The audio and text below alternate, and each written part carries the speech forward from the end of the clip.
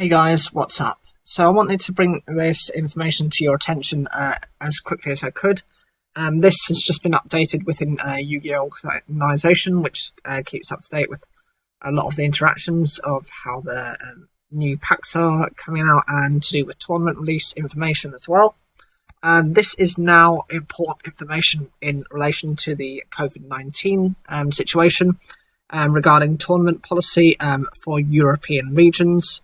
I stress this is at the moment for the European regions, but it is also effective immediate for New Zealand and Australia. These are the requirements in order for you to participate in an event, and I would imagine if you fail to do this, you will immediately be kicked out of that tournament or not even allowed to participate to begin with. So here are the rules. You can no longer touch your opponent's cards or items due to COVID-19. I would imagine you would have to have your opponent physically show you their cards or their effects and hold them to you in order for you to understand them. You should be carrying alcohol-based hand sanitizer with you and be using it frequently throughout any event. The reason for this is you're going to be touching various surfaces that other people are also going to be touching. The biggest spread of the disease is, of course, mostly through your lungs through coughing. However, if you cough into your hands, they end up on your hands. You touch a surface, they end up on that surface. That's the reason why you're expected to carry these hand sanitizers.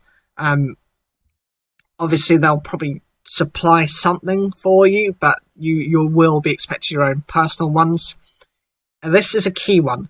If you display any symptoms of illness, such as a fever, a cough, a dry cough, tiredness, difficulty in breathing, chest pains, or pressure, do not go to the events.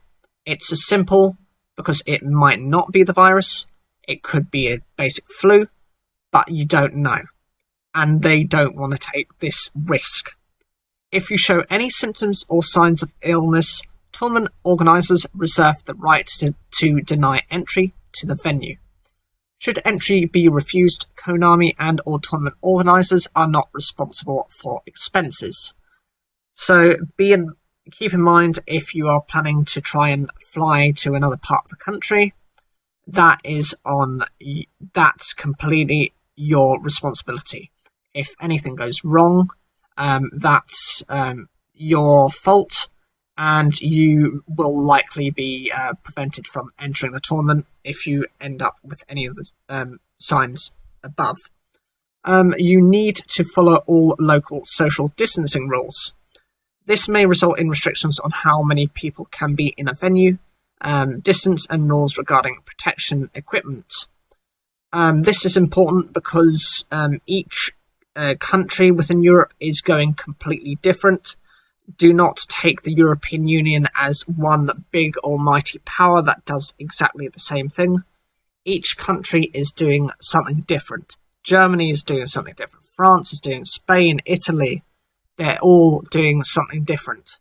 Even within the UK, which is where I'm based, England, Northern Ireland, Scotland, Wales, we're all doing something different. We're all unlocking differently. We're all doing things completely differently, and we're still as of the same island, except for Northern Ireland, which is on a separate island. But generally speaking, we're all doing things differently. This means that you need to research if you're going to any of these tournaments, especially if you're going to somewhere abroad. Not likely you'll be allowed to, but if you are, you need to pay attention to those social distancing rules, not the ones of the country you're in.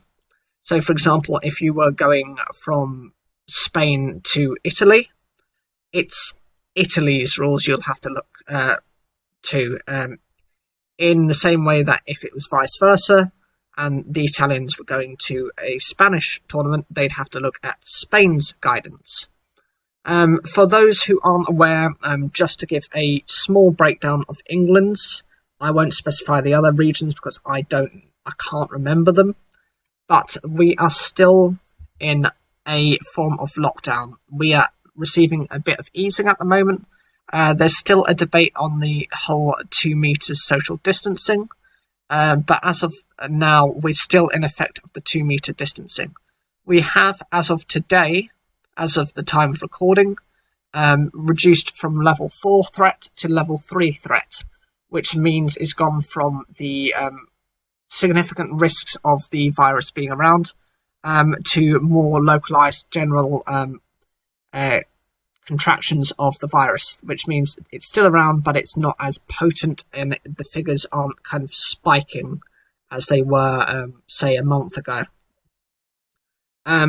They're also requiring you to kind of follow guidances for distancing. They'll have markers on floors, and they have hand sanitizing stations. But another key part of this you might not be aware of is, for the UK at the moment, most public bathrooms aren't available. So please, if you've got any sense about you, don't travel to any sort of tournament, because the likelihood is, if you get caught short, you are going to be in some real problems. And I don't see them kind of opening up the local bathrooms for the immediate future, just because of the whole thing to do with maintaining them. There's no way of kind of keeping your social distancing. So please don't do anything stupid. It says when trading cards, you need to use hand sanitizer after touching someone else's belongings. I am actually quite surprised that they would allow for trading cards, and considering that, I think, don't quote me on this, but I think on cardboard the virus could last for a couple of days. I think it's between 48 and 72 hours. So that is a massive risk. I'm actually really, really concerned that they've actually gone with this guidance. There have been localized versions where there have been increases in Germany, for example, of cases spiking again. Italy is seeing some more, Spain seeing more. The UK is just bizarre. We're going up and down, up and down. The next thing is you need to ask permission to touch things, and you need to wash your hands, and it says to not touch your face. Unfortunately, I was actually listening to a doctor who says that that's kind of human behaviour to touch your face, and that you unconsciously do this something like 23 times an hour. So that's a bit of that's a problem in itself. It's just human behaviour. I would ask permission anyway to touch things, because your opponent's going to be quite precious about their stuff in the same way you are. Just don't do it. I wouldn't take the risk. It's just not ideal, because if someone complains, that might be another way that they kind of get you out of the tournament or get you out of the event, even though you're just kind of excited to kind of be able to trade or do something. It says here, if the local government requires face protection in a venue, you must be responsible for having said equipment. Konami encourages you even if the local government for some reason does not require face protection equipment. So at the moment, this is also a bit of a question to do with England. We have face mask requirements for only, I think, it's only for public transport. So, of course, because you can't socially distance, you're kind of stuck, and it's just to try and stop. The point isn't actually to protect yourself, it's to protect other people from you, because as you're breathing out, less can kind of penetrate through the mask, whereas if you've got the virus in you, you're going to have it whichever way. They have not specified, as of yet, a need to wear face masks in busy city centres or in shopping centres. But, and this is something that many shops are doing, even without government guidance, they've specified that we do reserve the right, if you're not wearing face masks in our stores, to have our security remove you. Not everywhere is doing this, but I would suggest it's better to have the face mask than to not, because that way at least you can guarantee that you can attend the event, rather than spending the money to go to the event and then told, sorry, you don't have a face mask, you can't be here, and losing your right to be at the event. It's also might become, this is a London problem. Sadiq Khan, who is the mayor of London, has asked the government to make it mandatory for people to wear face coverings in all stores that can't socially distance, even those that can. And so, depending on what decision is made about that, London might actually be separate to even other regions within the UK, within even England. So you might have a regional aspect to this as well, which is a massive problem. It also specifies by facial protection, they mean things like surgical masks, homemade cotton-mouth masks, protective visors, things to cover your mouth and nose. I will specify for this, this is UK based and nowhere else. Surgical masks are not allowed. The reason for that is because it takes away from the NHS, the people who are trying to protect, and they have a lack of that kind of material anyway to make that PPE. It needs to be kept only for the medical professionals, as they need this protection for themselves. Please don't be selfish about it. You can, and this is what's accepted, make your own homemade masks by using things like bandanas, or you're able to kind of buy them yourselves, of course, but they specify that if you are making your own and they're reusable ones, they can only be used once and then they have to be washed.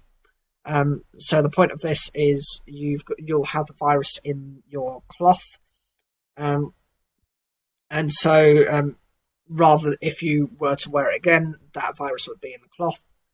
By putting it in for the wash, you sanitize and you kill off the virus every time. It's just a way of protecting others and yourselves. It says smartphones may be used at Tier 1 events. So these include sneak peeks, juice leagues, and official tournament store tier events, but only for keeping track of life points through a calculator, as well as using the Carter database for checking texts and translations. Again, this is a little bit like the cardboard problems with the cards. Smartphones, you kind of use them wherever you have. They press to your ear. You speak into them. That means you're going to be translating viral particles from your mouth onto the phone.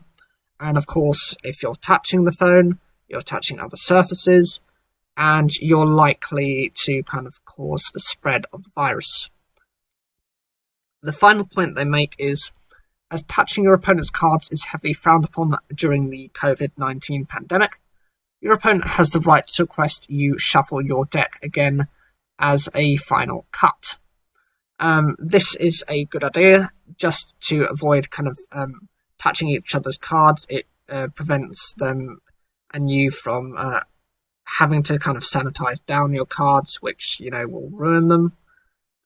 It's just in this situation, it's the best thing you can possibly do. I wanted to bring this information because it's just kind of broken now, and I thought it was important to not only discuss, but I thought it was just a necessary move just to help people along. I think this is necessary, it's public service information. What do you think of the ongoing situation? Do you understand the rules? Is there anything you don't like in particular about these rules? And are you confused about the local restrictions? For anyone who is planning to maybe go to a tournament that is less of a local, and wants to know any information about the specific ones within the UK, I'm probably quite okay to let you know about them because I live here. But as for any other regions, you're going to have to investigate for yourself just to get full certainty. Whatever you think, leave comments down below. Like the video if you enjoyed it, and don't forget to subscribe.